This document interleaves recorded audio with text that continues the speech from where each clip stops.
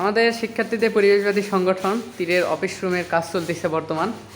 এই যে এই পাশে আমাদের যে গেট ছিল, গেটটা আমরা বন্ধ করে দিচ্ছি ইট দিয়ে একদম। তো সেই কাজ অনুযায়ী আমাদের পরিবেশ কর্মীরা কাজ করতেছে সকাল থেকে। সবাই আসছি আমরা 3 জন। আশা করা যায় আর 2-3 ঘন্টার মধ্যে আমাদের কাজ শেষ হয়ে যাবে। সামনে অনেক সুন্দর চমক আছে আমাদের রুম নিয়ে। আমাদের একটা প্ল্যান আছে, আমাদের তীরের রুমটাকে আমরা অনেক সুন্দর করে সাজাবো।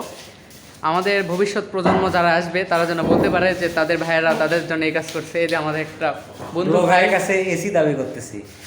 এসি তো আমাদের হবে, এসি ছাড়া রুম হয় নাকি? এখন আমাদের কাজ মোটামুটি শেষের দিকে, এখন ফাইনাল প্লাস্টারের কাজ চলতেছে। এই যে এটুকু হয়ে গেলে আজকের মতো কাজ শেষ। আমাদের কাজ মোটামুটি শেষ, এই যে প্লাস্টার কমপ্লিট হয়ে গেল।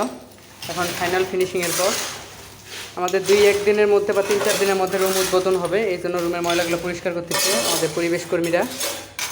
তাদেরকে বলা হয়েছে যে দুপুরবেলা লাঞ্চ খাওয়াবে, এই জন্য সবাই কাজের প্রতি। দেখুন আমাদের পরিবেশ কর্মীরা কিভাবে কাজ করছে, নতুন হলে যা হয় আর কি।